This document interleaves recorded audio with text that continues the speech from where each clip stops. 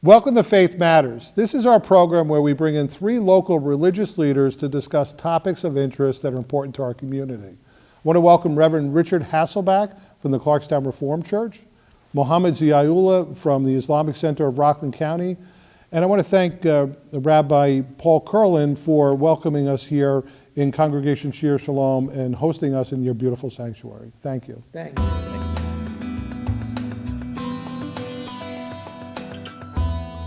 So gentlemen, thanks for being here. Let's get right into the topic at hand. So there's really been a change in religious practice in the last 5 or 6 years. In fact, the research shows that there's a real stability in religious identity. You know, some of the research from Pew and from Barna, from Gallup, particularly in 25 and beginning of 26 now, 70% of Americans identify with religion. It's down from 75% in 2015. But it's been stable since 2020. So 70% of our country identify as religious.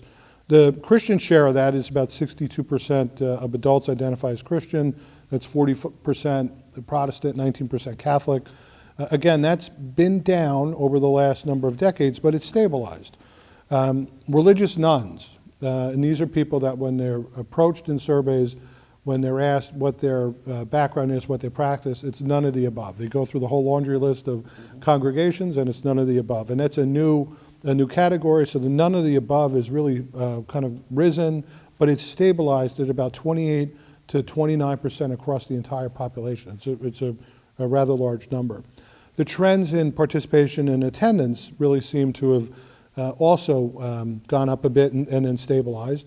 There's been a precipitous decline throughout the last 50 years, 30 in particular, but over the last couple of years it's kind of stabilized, if not kind of incrementally gone up.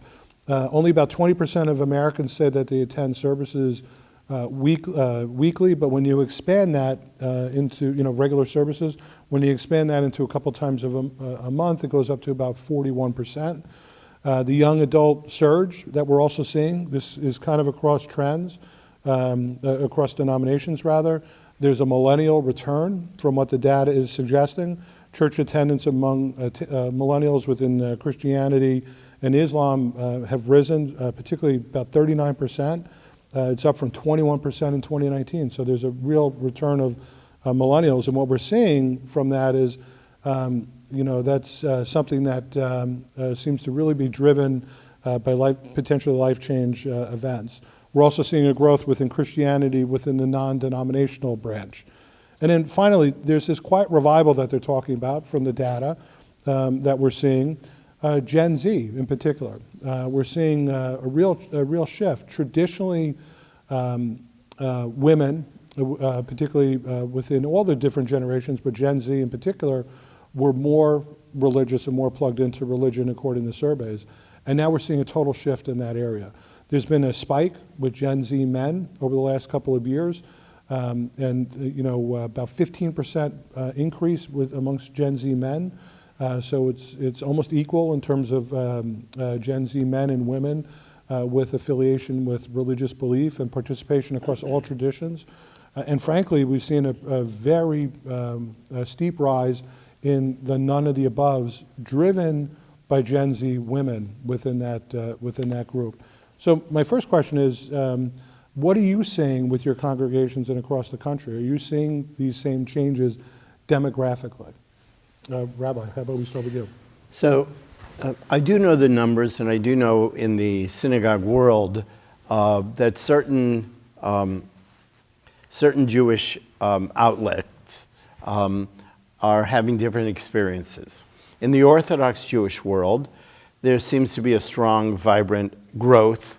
And in the non-Orthodox, which I use the term sometimes the non-fundamentalist, I've seen that people have found alternatives in their lives.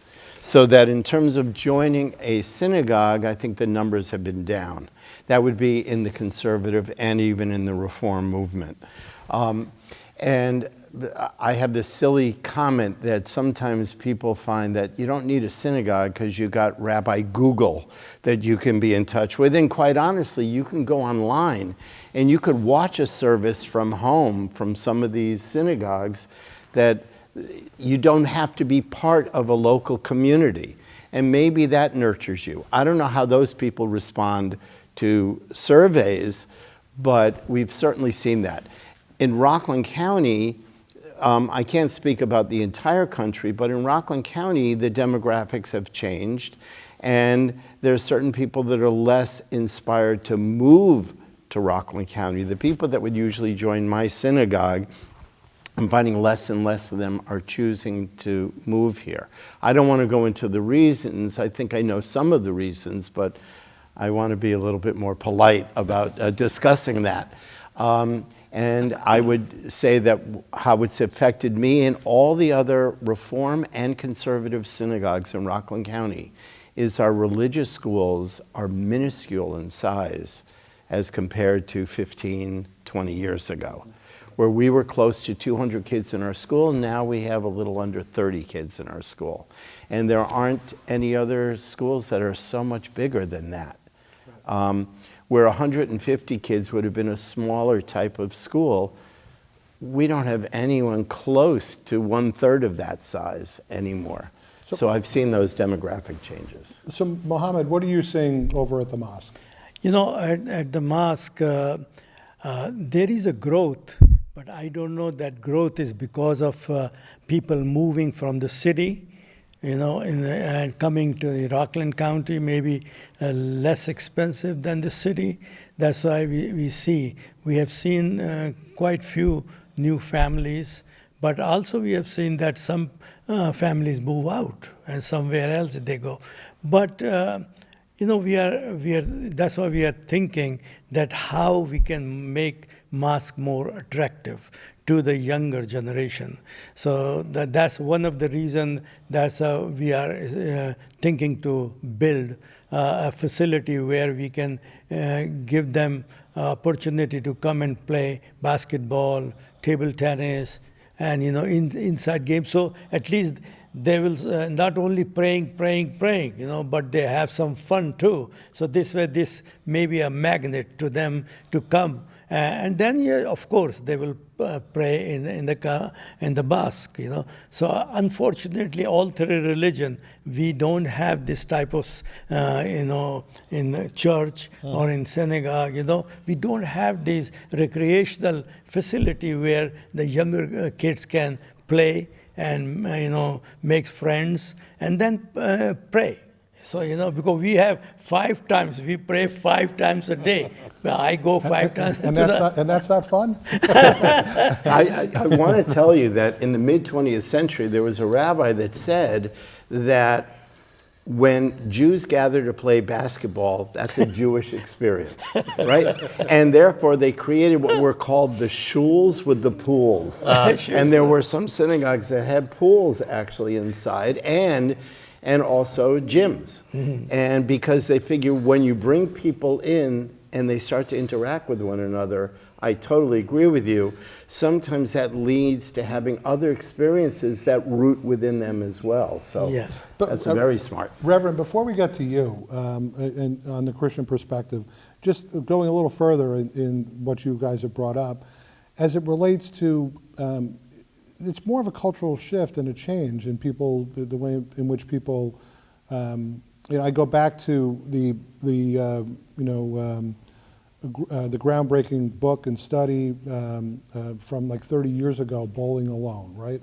And the sociologist talked about how, you know, people self-select and how bowling was like the most popular activity. And it's still very, very popular, but it's nowhere near as popular. And with the rise of social media, people just were seeing it across whole industries, the movie industry, right? I mean, it used to be you would go to a movie theater, you have streaming, people affiliate and associate in a different way. Do you think that's what's really happening with religion as well? People maybe, well, some are returning, some are just not finding the value because they socialize in a different way or they assimilate in a different way. Yes, you know, this phone, you know, really we have to try to come up with the ways where we can give them some other opportunities to the kids, to get away from the phone. Because, they are sitting and talking, instead of talking to each other, they are talking to the phone. So that's why, it is a good idea that beside this phone and telling them only pray, we can give some alternatives, so that they can come to on the table for that. There's nothing wrong with praying. Oh, thank you for saying that. And we're not in business to help people improve their sporting lives. As valuable as that may be, people come to churches, to synagogues, and to mosques because they're looking for meaning, and they're looking for community, and they're looking for something beyond themselves, and they are looking to overcome the isolation of the contemporary world. These things, I share Mohammed's antipathy for them. They isolate people because young people have hundreds of friends on the phone, but they have no real friends. They live in a virtual world. They don't live in an analog world, for lack of a better term.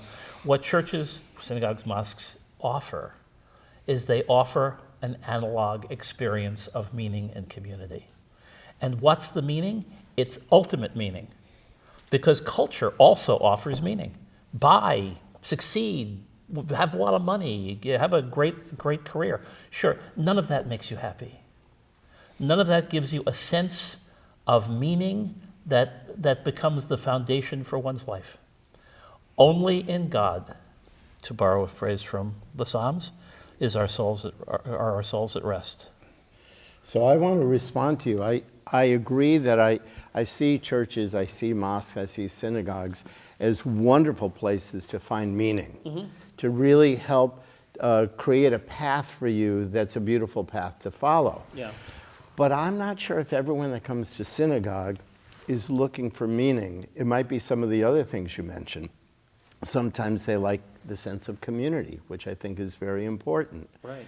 And sometimes they come because they love the music, and it just might be that they're musically inclined and that lifts their spirit. Maybe that's the meaningful thing. In the Hasidic world, they have prayers without words. Yeah. That are just musical la-la-las, so to speak. Yeah. And it lifts the spirit.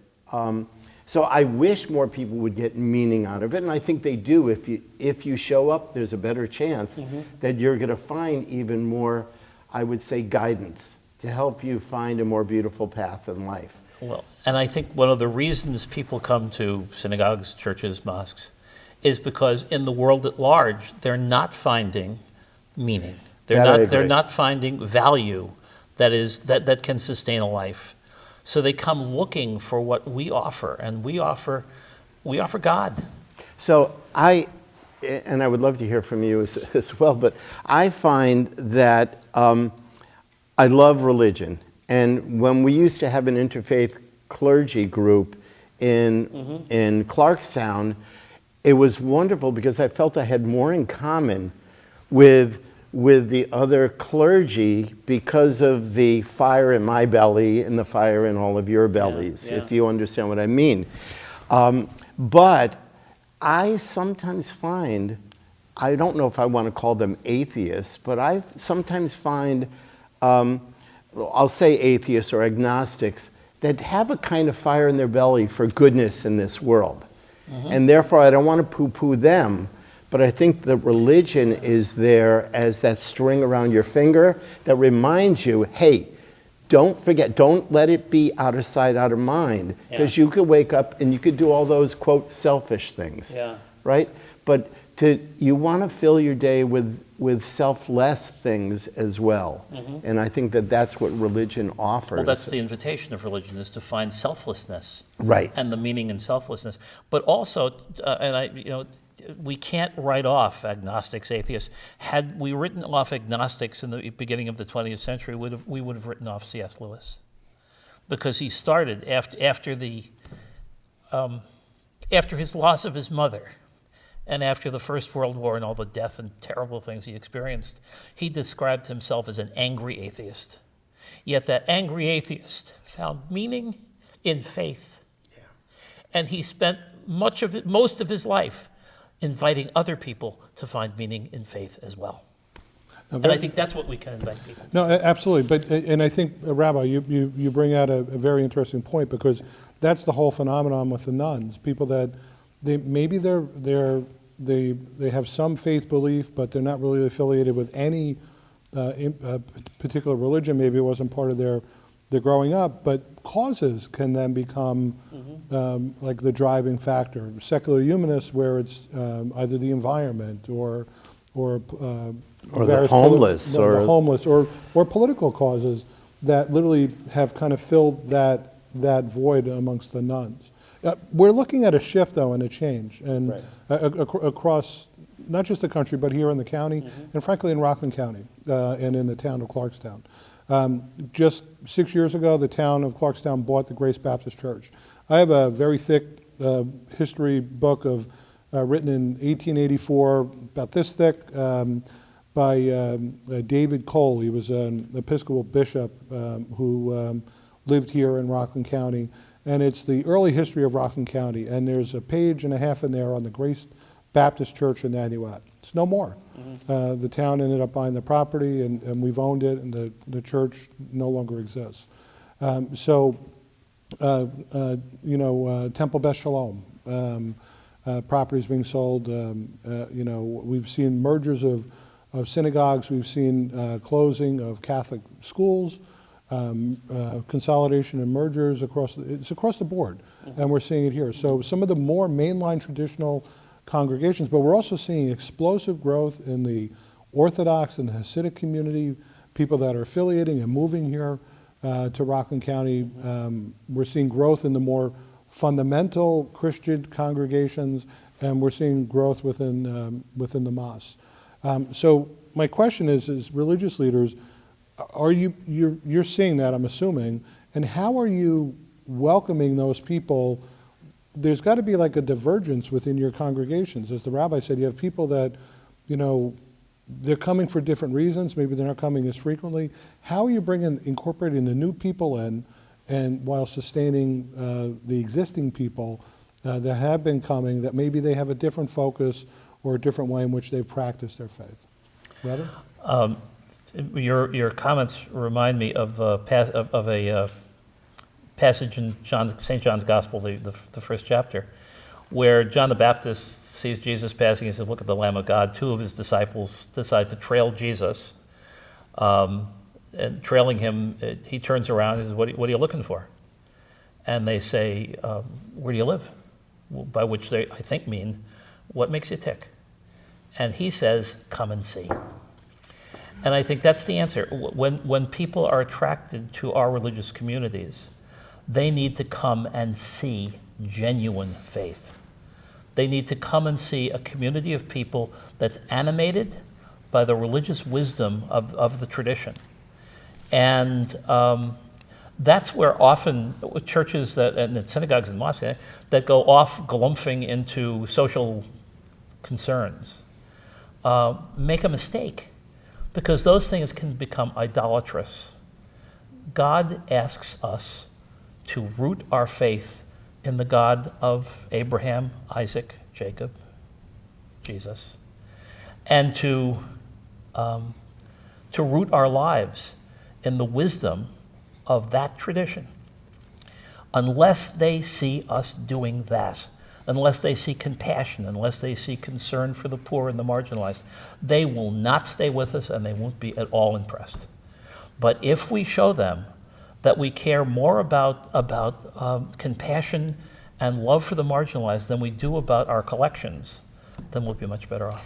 So I partially agree with you, and you and I could probably have a conversation another time about little nuanced differences. I started off as an educational director. I got my master's in Jewish education. I only went to rabbinical school with the idea that I would strengthen myself as an educator. Yeah. Who would be foolish enough to ever want to work in a pulpit, right? And we won't go into those details, but my goal as an educator was to create experiential Judaism. Yeah. You know, I'm not going to teach a kid how to play baseball by sitting in a classroom and opening a book, or even to watch a video. That's not going to work. You got to be out there in the field. You got to put on the glove. You got to swing the, and I would always bring people, the kids, to different places where their parents also had to drive, and they got to see it too. And they say, wait a minute, there's people like me that are doing these things. I guess it's okay. And they start doing it, and when you start doing it, you start feeling the beauty of it. We light Sabbath candles on Friday night. If I want to tell people what to do, you take the match, you put the candle, you light it, you say this blessing, right? But just learning about that's what you do doesn't click. When you light those Sabbath candles, there's something that happens in the home that feels so different. There's something beautiful about those two candles there. And it's an emotional connection you make that you can't learn from just a classroom experience. So exposing people more and more to those experiences, they say, oh, I never thought about it. It's always been, as I said before, out of sight, out of mind. And when it's no longer out of sight, out of mind, they start thinking about it and they start realizing how it nurtures their soul. Right. So Mohammad, I know Yeah. from a spiritual perspective, literally, I know that there are many retreats, for lack of a better word, where you'll spend time in the mosque for an evening, days on end. Tell us how you attract some of your new congregants to really get into the richness of the faith in Islam. Yeah, see, I have noticed a couple of new young people moved in the area, and they came in and asked us, what type of educational program we have for the kids, so we explain it to them, so they start coming. Yeah, that's why I was saying that the Islam is a complete religion, not only for you pray 5 times, that's not enough, but you got to how you interact with your neighbors, how you interact with your friends, how your kids interact to each other, not only Muslim kids, but non-Muslim kids, so this is a complete way of life. So what we do when the new family comes in, we give them the curriculum for the school, but on the other hand, we say, look, that's not enough. The Sunday school is not enough. We have 5 times prayers. You can come on those prayers. We have a halqa where we, Saturday morning we sit down and talk about, the Holy Book Quran and explain it to them. So this may get into their head. That's okay. Maybe I will come and sit and talk, listen to our imam, because I am not a scholar, but I'm a student of Islam, But so that's why we discuss with them, and they appreciate that. And I have noticed really a couple of new families came in, young families, and the hard time we are having is keeping the old, like when they are getting to 18, 19, that age, that's, who went through the school, so bring them back. Right. That's. Yeah, and the data is actually showing that maybe they're leaving at 18, but they're starting to come back at 24, 25. Right. Into their later 20s. People explore the world out there because the world is more available to them on the internet as well. And somewhere along the way, I think that some people realize there's a missing piece in their life, and it's that spirituality. They might find spirituality through meditation and yoga and things like that, but very often, if it's Islam, if it's Christianity, if it's Judaism or other religions, they realize that there are very warm, meaningful values that they love to be part of. But they've missed it when they're only looking out for, I would say, the egocentric world. There's nothing wrong with being selfish, because you have to feed yourself, and that's a selfish act. But if you're only selfish, and sometimes when you're younger, it's all about what you need for yourself. That's why I'm always impressed on college campuses where there are different religious groups, that they make sure that they volunteer their time to do other things as well. That it's not only about them, it's about It's about community. It's about humanity, I'll put it that way. Yeah. I think what a religious tradition, any religious tradition, offers that is of most value is what Mohammed referred to as a complete religion, as a life practice. So it's not enough to just take up space in the church or a synagogue or a mosque for that matter. See, like the faith matters, because you believe in that, and how you can be a religious person or a good Muslim or good Christian or good Jew when you are lying, when you are cheating some people or you are backbiting somebody. These are fundamental things which all three religions stopped to that. So that's the thing, main thing is that you got to follow to the spirit. What's the spirit of religion is. It is making of your home, of your life, a temple for God. That's a Jewish quote. It says that the table that you eat at is a mikdash ma'at, which is a little temple. Yeah. Because the respect you have even when you're eating the food, offering the blessings before, and in Judaism, offering the blessings afterwards, show that sense of gratitude. Rather than what's in it for me, it's the fact that I'm grateful. I'm grateful not only for God, but I'm grateful for all the people that either grew that food or transported it or sold it or bought it and brought it home or prepared it. There's a lot of people, we say a blessing over bread. And it says in the English, thanking God for bringing forth bread from the earth. That's not true. I've never seen bread grow out of the earth. The only reason bread exists is because God and all of God's partners have worked together to make that bread and to bring it to you. And so we're not only thanking God, we're thanking others around me that are the partners. That's a perfect segue. We're almost out of time, but I wanted to get to one last question and one last topic, and we only have a couple of minutes, so I'm going to see if we can try and bring this together quickly. So the studies show and the data shows that there's kind of a disconnect where culture really can drive issues, and it can come in conflict with traditional religious teachings. As the saying goes, culture often dictates the moral issues of the day. So things like climate change and economic inequality, gender roles, and sometimes traditional teachings of various religions bump right up against that and are in conflict. How do you model an example for your congregants where there's a disagreement with modern culture on values and norms with what your religion teaches? Rabbi?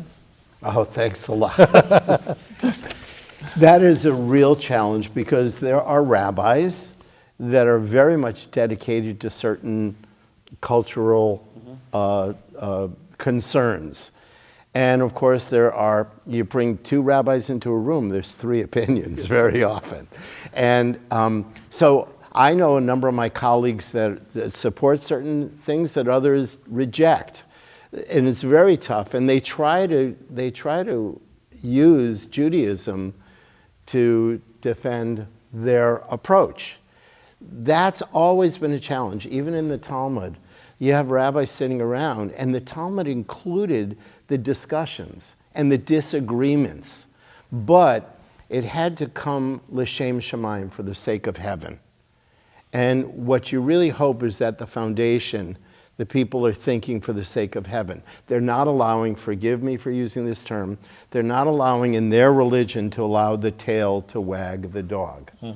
You want it to be really for a greater cause and not for your personal. But it really is a challenge, and you called me first, but I don't have any perfect answer.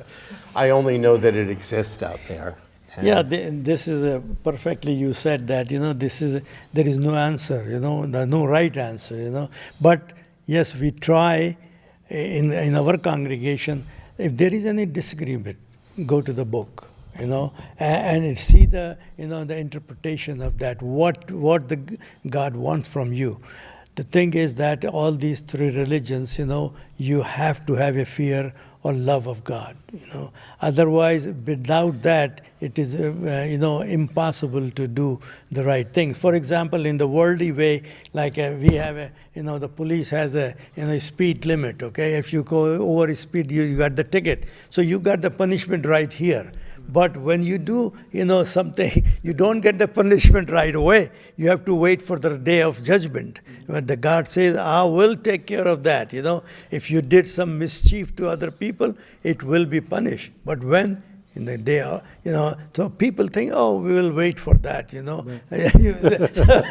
that's the big issue. Unless like you have a lead foot. Unless you have a complete belief and respect for the book. Right.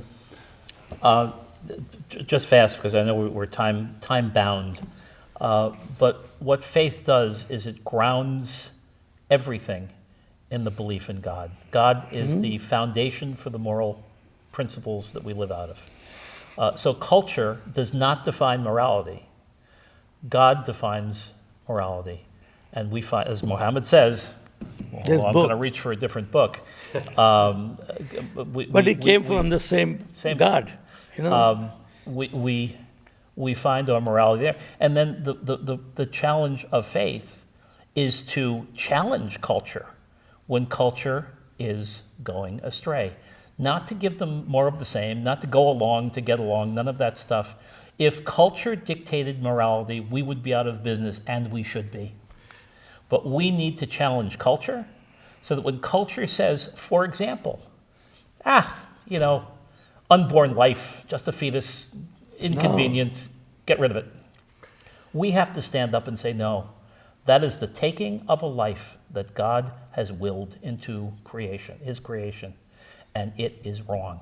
So I need to respond that, like I said about the Talmud, having all these debates and discussions, trying to figure out what the will of God is. We have the books, which, by the way, I want everyone to know, I don't have a book here because I'm the one that gave them. I gave you guys this gift, right? I just gave that before we started. They were in my office. I thought they could use it. But there are times where it's really tough to try to figure out, is this God's will or not? And I would guess in the church, in the mosque, and in the synagogues, there are differences of opinions among the great scholars of those religions. And this is another topic, but the issue of homosexuality, the issue of abortion, and when abortion can or cannot or should not be done, these are things that even the religious leaders have debated over the centuries. Yes. And they're not so black and white all the time. Each of us we believe, each of us, what we have come to believe in our own religions, but it might be different than other ministers, other imams, Which is why there should be dialogue. Respectful, honest, open dialogue. Not a shouting match. That so much of cultural confrontations have become. How dare you say that? Well, what can I expect of you? So why don't we, this has been a wonderful discussion. I absolutely am looking forward to future discussions where we actually could probably get into some of what we've explored here. But I think this is a great time for us to wrap it up. So in closing, and again, I just asked for a one or two sentence answer. If I were to ask, the state of our religion today, from your perspective, is? I think it's becoming more healthy because I think more and more churches, synagogues, mosques are returning to a faithful living of their tradition, and it's only out of that we can grow. Yes, that if people go back to the faith is the most important thing for any religion. If you go there, you cannot go wrong.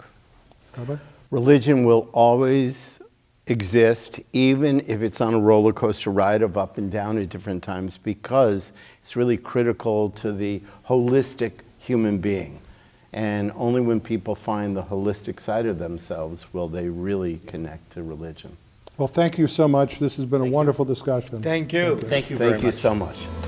So I want to thank our religious leaders for being here. I want to thank you for watching. Please stay tuned for future episodes of Faith Bound.